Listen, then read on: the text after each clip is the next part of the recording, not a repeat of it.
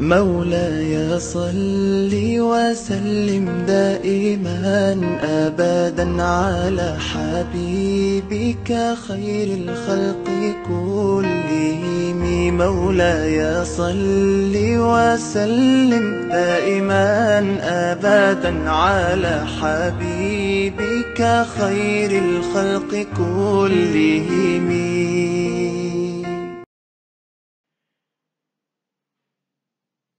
Bismillahirrahmanirrahim. Assalamualaikum warahmatullahi wabarakatuh. Alhamdulillahirabbil alamin wassalatu wassalamu ala asyrafil anbiya'i wal mursalin sayyidina wa maulana Muhammadin wa ala alihi wa sahbihi ajmain. Amma ba'du. Rabbi shrah li sadri wa yassir li amri wahlul 'uqdatam min lisani yafqahu qawli. Rabbana zidna ilman warzuqna fahman wa amalan shalihan. Alhamdulillahirabbil alamin. Syukur kita kepada Allah Subhanahu wa taala, kita masih bisa belajar walaupun melalui daring. Semoga walaupun kita belajar melalui daring, tapi berkah dari pembelajaran itu sampai kepada kita. Salawat beserta salam marilah kita hadiahkan kehadirat baginda kita Nabi besar Muhammad sallallahu alaihi wasallam. Semoga kelak kita, orang tua kita, dan orang-orang yang kita sayangi mendapatkan syafaat beliau di hari akhir nanti. Amin ya rabbal alamin. Baiklah adik-adik sekalian, kita pada minggu yang lalu sudah mempelajari tentang akidah dan ruang lingkupnya. Jadi saya perlu tekankan lagi bahwasanya ada 3 aspek di dalam agama Islam. Yang pertama adalah akidah, yang kedua adalah syariah, dan yang ketiga adalah akhlak. Di mana ketiga aspek ini tidak bisa dipisah antara satu dengan yang lain. Kalau kita sudah beriman, maka kita harus juga melaksanakan syariat-syariat yang ada. Tentu ketika kita sudah beriman, melaksanakan syariat, kita juga harus berakhlak dengan akhlakul karimah atau akhlak yang baik. Maka pada minggu lalu kita sudah membahas tentang akidah, dan pada video kali ini kita akan membahas tentang syariat dan ruang lingkupnya. Yang perlu saya tekankan di sini pertama kali adalah bahwasanya syariat itu bisa dimaknai dalam syariat secara luas ataupun dimaknai secara sempit. Dimana kalau syariat secara luas adalah akidah atau ajaran Islam itu sendiri. Jadi termasuk di sana akidah, syariah, akhlak, dan apapun hal yang berkaitan dengan agama Islam itu merupakan syariat. Ya, itu kalau kita pahami syariat secara luas. Ya, jadi kalau kita pahami syariat secara luas, maka keseluruhan ajaran agama Islam itu adalah syariat Islam. Itu kalau syariat secara luas. Tetapi syariat secara sempit adalah hal-hal yang itu berkaitan dengan atau aturan-aturan di dalam agama Islam yang berkaitan dengan anggota tubuh kita. Itu yang secara sempit atau yang kelihatan. Makanya kalau akidah itu kemarin kita bahas kan hanya berkaitan dengan hati dan pikiran. Jadi dia tidak terlihat dalam gerak-gerik kita. Tetapi syariat ini terlihat, ya, terlihat zahir dilaksanakan oleh anggota tubuh kita. Seperti sholat, itu kan kelihatan. Takbirnya, rukuknya, sujudnya, salamnya kelihatan. Zakat kelihatan memberinya. Puasa kelihatan juga kita menahan nafsu, menahan haus. Pergi haji juga di sana kelihatan, ya, gerak-gerik kita dari mulai tawaf, sa'i, jumroh, dan lain sebagainya. Nah, maka pada video kali ini kita akan mempelajari syariat dalam arti sempitnya, ya, dalam arti sempitnya. Karena kalau syariat dalam arti luasnya seperti yang saya sampaikan tadi itu keseluruhan ajaran yang ada di dalam agama Islam. Maka yang harus kita pahami adalah definisi syariat, ya. Jadi nanti kita akan belajar definisinya, kemudian ruang lingkupnya tentu, kemudian kita juga akan belajar fikih dan apa sih perbedaan syariat dan fikih. Ya, sehingga kita harapkan dari pembelajaran video ini, ya dari video pembelajaran ini, adik-adik bisa memahami yang mana syariat dan yang mana yang fikih. Sehingga apabila terjadi perbedaan-perbedaan di dalam kehidupan kita, dalam kehidupan bermasyarakat kita, kita bisa melihat, oh ini perbedaan itu perbedaan syariat atau perbedaan fikih.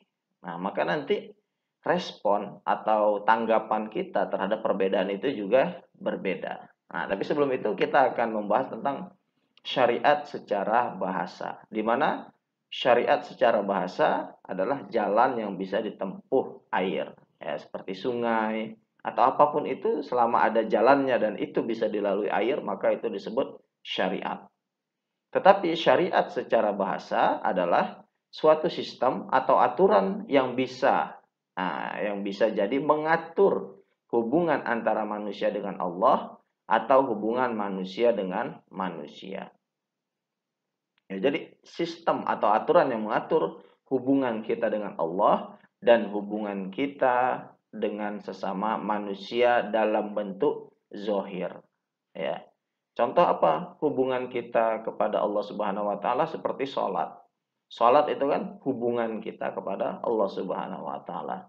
Dan bagaimana hubungan sesama manusia seperti jual beli. Nah, itu jual beli hukumnya macam-macamnya, haram atau tidaknya dalam jual beli. Nah, itu hubungan manusia dengan sesama manusia. Pernikahan. Nah, itu pernikahan juga hubungan antara manusia dengan sesama manusia. Nah, itu nanti ya ibadah-ibadah yang sifatnya zahir itulah yang akan dibahas dalam syariat pada video kali ini.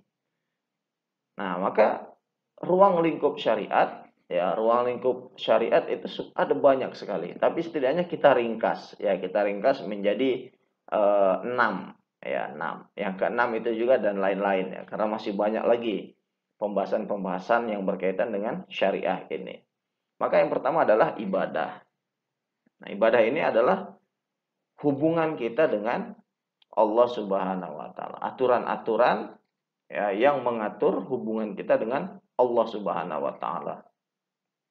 Salat, zakat, puasa, haji, syahadat. Nah, itu adalah bentuk-bentuk dari ibadah. Ya, contoh dari ibadah yang mengatur hubungan kita dengan Tuhan kita, yang mengatur hubungan kita dengan Allah Subhanahu wa taala. Dari mulai gerakannya, waktunya kapan, syarat dan rukunnya bagaimana. Nah, itu termasuk dalam ibadah. Kemudian muamalah. Muamalah ini hubungan manusia dengan manusia dalam transaksi ekonomi, seperti jual beli, pinjam meminjam dan lain sebagainya yang mengandung unsur ekonomi, maka disebut dengan muamalah. Nah, itu muamalah. Jinayah itu adalah hukum pidana. Jadi hal-hal atau aturan-aturan yang mengatur tentang hukum pidana, seperti membunuh, mencuri, berzina dan lain sebagainya, maka itu termasuk dalam ruang lingkup jinayah. Nah, jadi hukum pidana. Siasah ini aturan-aturan yang masuk dalam kategori politik. Ya, jadi kalau politik itu bahasa Arabnya itu siasah. Ya, jadi hal-hal yang berkaitan dengan politik itu juga termasuk dalam syariat. Ya, bagaimana hukum dipimpin oleh orang non-Muslim misalnya. Bagaimana apakah penerapan khilafah itu wajib atau tidak. Nah, itu termasuk dalam kategori siasah. Akhlak ya tahu sendiri ya bagaimana hubungan budi pekerti kita dengan sesama manusia. Seperti misalnya kita harus patuh terhadap orang tua, tidak berbohong, membuang sampah pada tempatnya. Nah, itu termasuk dalam kategori akhlak dan lain sebagainya. Banyak sekali ruang lingkup syariat. Intinya ruang lingkup syariat itu hal-hal yang sifatnya zohir, ya, zohir manusia. Nah, itu masuk ke dalam ruang lingkup syariat. Kalau akidah yang batin manusia, ya, baik pikiran maupun hati. Nah, itu batin manusia. Itu akidah. Kalau syariah, zohirnya. Nah, itu ruang lingkup akidah. Nah, di dalam akidah itu kita sering sekali, ya, kita seringkali mencampur adukan antara fikih, syariah dan fikih. Padahal ini adalah dua hal yang serupa tapi tak sama. Ya, dua hal yang serupa tapi tak sama. Tadi kalau kita sudah membahas tentang syariat, ya, jadi apa-apa atau aturan-aturan yang mengatur hubungan manusia dengan Allah atau manusia dengan sesama manusia, maka untuk menafsirkan syariat, ya, untuk menafsirkan syariat maka ada fikih. Ya, kita tidak bisa begitu saja memahami syariat. Maka memahami syariat itu melalui fikih. Ya, maka fikih itu apa? Pemahaman secara bahasa. Secara bahasa itu artinya pemahaman. Secara istilah, ya, fikih itu pengetahuan tentang hukum-hukum syariah yang didapat dalam dalil-dalil terperinci. Nah, jadi kita mengetahui detail hukum syariah itu adalah masuk dalam ranah fikih. Ya, jadi fikih itu bagaimana kita mengetahui detail-detail syariah dari dalil-dalil yang ada. Di dalam Al-Qur'an hanya katakan wa aqimus sholata misalnya. Wa atuz zakata. Tapi berapa kadar zakat, bagaimana pengerjaan sholat dan lain sebagainya itu ada di dalam hadis. Nah, di dalam hadis pun itu ada hal-hal yang itu kurang jelas, ya, sehingga perlu para ulama, ya, itu berijtihad atau berusaha mengambil kesimpulan dari hadis-hadis Rasulullah Shallallahu Alaihi Wasallam. Seperti misalnya Rasulullah mengatakan, "Shallu kama ra'aitumuni usolli." Salatlah kamu sebagaimana aku salat. Nah, maka di sana para sahabat melihat Rasulullah salat. Maka satu ketika para sahabat melihat Rasulullah ketika salat subuh berkunut. Ada lagi suatu ketika sahabat melihat Rasulullah ketika sholat subuh tidak berkunut. Maka ini bisa menimbulkan sebuah pemahaman fikih yang berbeda. Nah, jadi ini, tapi benar nggak? Benar. Ya, yang kunut benar, yang tidak kunut juga benar. Karena dua-duanya dilakukan oleh Rasulullah. Benar dua-duanya. Nah, tapi makanya bagaimana cara memandang syariat itu atau memahami syariat itu adalah ranah kajian fikih. Nah, itu yang harus kita pahami dari fikih tersebut. Nah, apa perbedaan syariah dan fikih? Nah, kalau begitu, maka kita ringkas dia menjadi 6, ya, 6 perbedaan utama syariah dan fikih. Maka bisa kita lihat di tabel itu, ya. Kalau syariah itu tetap dan fikih itu berubah. Bagaimana maksudnya? Syariah itu dia tidak akan berubah baik berbeda tempat, berbeda waktu, berbeda zaman, berbeda keadaan, maka syariah itu tetap. Sedangkan fikih itu berubah-ubah. Ya, contoh misalnya syariat itu sholat. Nah, syariat itu sholat. Maka sholat itu tetap dimanapun. Mau saya orang Indonesia, kalian orang Inggris, orang Amerika, maka sholat yang wajib itu tetap 5 waktu. Kenapa? Karena itu syariat, sholat 5 waktu. Berubah, nah, kalau fikih itu berubah.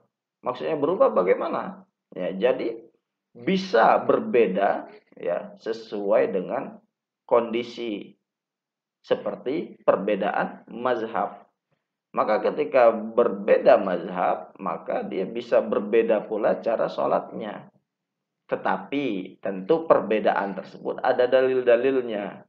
Juga tidak jauh berbeda, hanya paling masalah-masalah kecil. Seperti satu mazhab membolehkan atau satu mazhab ketika membaca Fatihah itu melafazkan basmalah.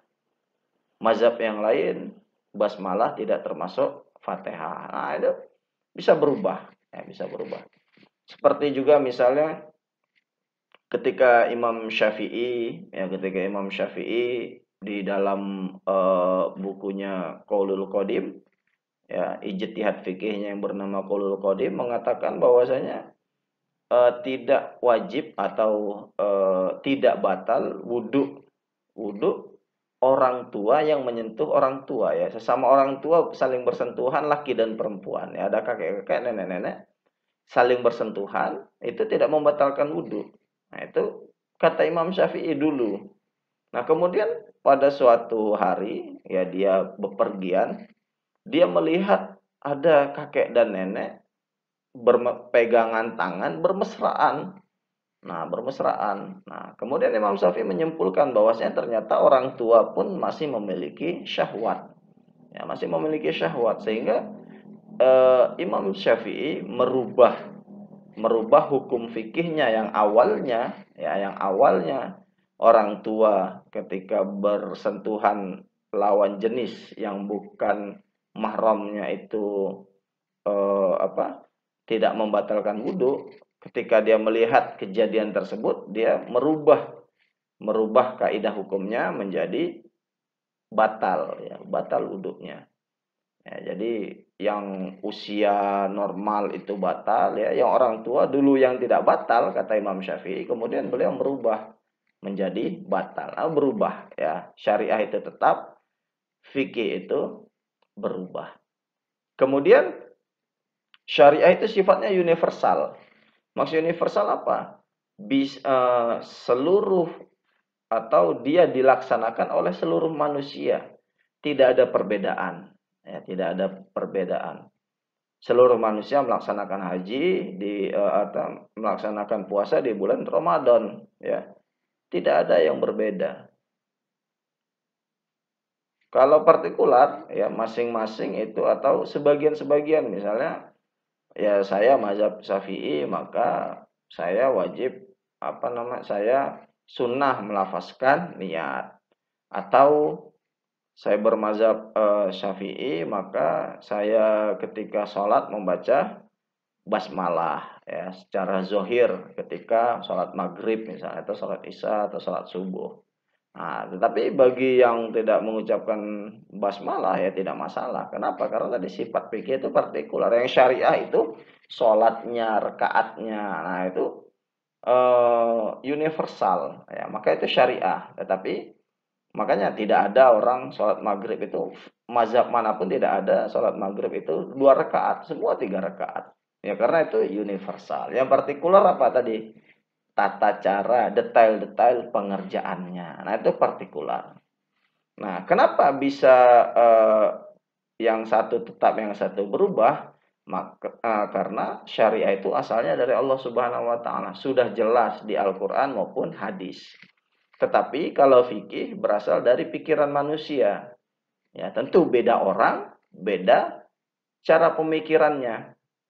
Tapi tetap walaupun berbeda pemikiran tersebut, tapi pemikirannya tetap disandarkan kepada Al-Quran dan Al-Hadis. Nah, begitu.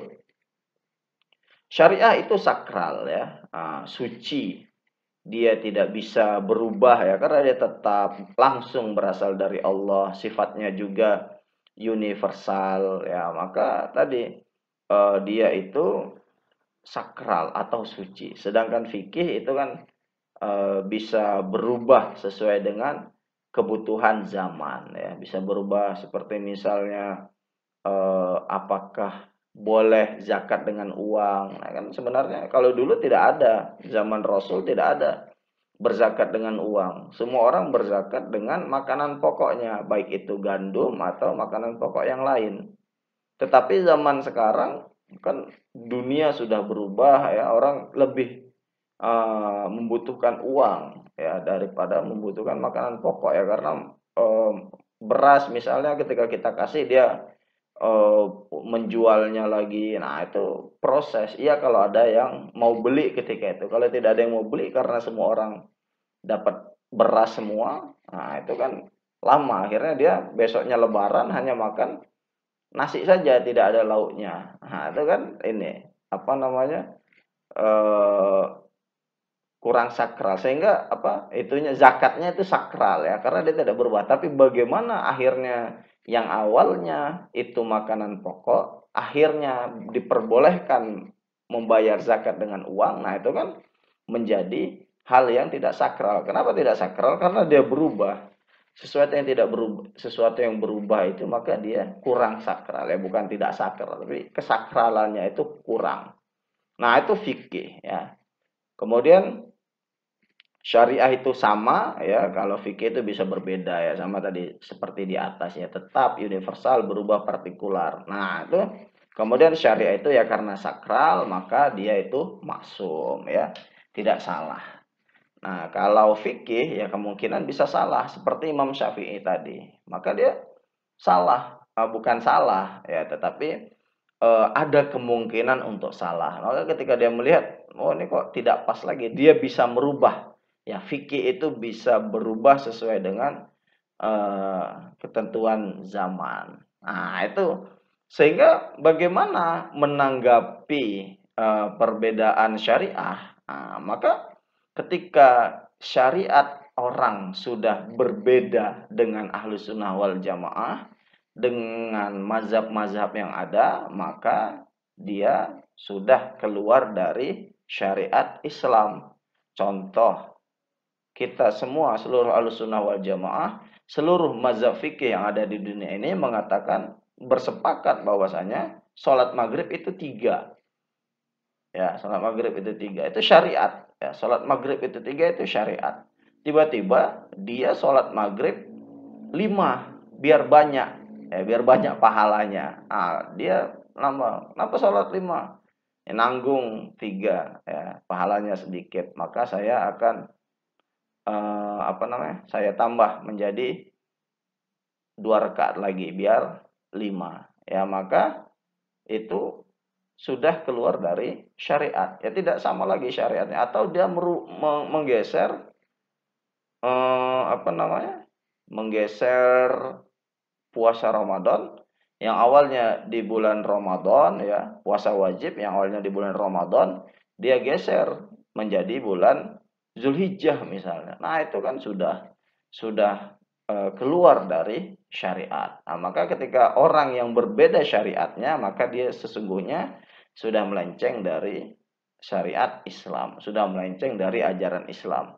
Berbeda dengan fikih, maka ketika orang berbeda fikihnya, maka selama itu dia masih bermazhab, ada dalilnya, ya maka tidak masalah. Ya, silahkan berteman dalam hal ibadah, berteman dalam hal jual beli. Ya, maka perbedaan atau perbedaan yang timbul ya ketika kita berbeda syariah dan berbeda fikih itu berbeda ya. Jadi ketika syariah kita berbeda, maka sesungguhnya dia sudah bukan muslim lagi ya, sudah tidak berjalan dalam hittah, tidak berjalan dalam jalan yang benar ya, dalam jalan yang benar. Tapi ketika fikihnya berbeda ya, maka itu tidak masalah ya. Jadi itu harus kita, tapi baik itu perbedaan syariat ya maupun perbedaan fikih ya, perbedaan fikih sekalipun itu syariatnya ada yang berbeda dari kita, maka tetap kita harus bisa menjaga ya, menjaga ketenangan kita, menjaga emosi kita ya, jangan sampai terjadi hal yang tidak-tidak. Nah, karena itu adalah cerminan akhlak ya, cerminan akhlak dari kita. Nah, ini syariah dan fikih ya. Jadi kalau kita ini kan lagi contohnya lagi ya tadi sholat subuh 2 rakaat itu syariat, kunut atau tidak itu fikih. eh, Zakatnya itu syariat ya, zakat fitrah itu syariat, tetapi dengan apa berzakat fitrah itu masalah fikih. Nah, itu jadi seperti itu ya. Jadi kalian harus bisa ya, adik-adik sekalian harus bisa membedakan ya, harus bisa membedakan mana yang syariat, mana yang fikih, sehingga kita bisa menghukumi hal-hal yang ini kok berbeda. Nah, maka berbeda itu dalam hal apa? Syariat atau fikih. Maka ketika ada misalnya seorang ulama yang mengatakan apa? Hijab atau jilbab itu tidak wajib. Nah, maka menurut kalian itu apa? Perbedaan eh, syariat atau perbedaan fikih. Nah, itu silahkan cari ininya. Nah, maka yang terakhir adalah saya kutip hadis dari Imam Bukhari mengatakan idza hakamal hakimu fajtahada thumma asaba falahu ajrani wa idza hakama fajtahada thumma akhta'a falahu ajrun. Apabila seorang hakim menghukumi kemudian ia berijtihad dan benar, maka baginya 2 pahala. Apabila dia menghukumi kemudian berijtihad dan salah, maka baginya 1 pahala. Nah, maka ketika ada seorang imam mazhab, tadi contoh Imam Syafi'i, Maliki, Hambali, apapun yang dia katakan, ya apapun pendapatnya, karena mereka itu para mujtahid, ya, para mujtahid yang sudah hafal Al-Quran, sudah hafal hadis, ya, banyak hafal hadisnya, mengerti bahasa Arab, beserta nahwu, sorof, balaghahnya dan lain sebagainya, maka dia itu sudah seorang mujtahid, ya, seorang mujtahid. Maka terlepas benar atau salahnya, maka kalau benar dia dapat 2, kalau salah dia dapat 1. Ya, jadi akhirnya apa? Benar semua, tinggal ada sangat benar, ada yang benar. Nah, itu jadi imam apapun yang kita ikuti itu insya Allah ya, kalau tidak dapat ajroni atau 2 pahala, minimal kita dapat ajrun wahid. Nah, itu jadi seperti itu adik-adik sekalian, video pembelajaran kita kali ini tentang syariah dan ruang lingkupnya. Ya, semoga adik-adik paham. Kalau ada pertanyaan silahkan ditanyakan di forum daring. Nanti akan saya jawab pertanyaan-pertanyaannya. Atau yang mau ikut berdiskusi silahkan ya, sekarang sudah banyak yang ikut berdiskusi di dalam forum tersebut. Mungkin sampai di sini saja, lebih dan kurang mohon maaf. Wabillahi taufiq wal hidayah. Wassalamualaikum warahmatullahi wabarakatuh.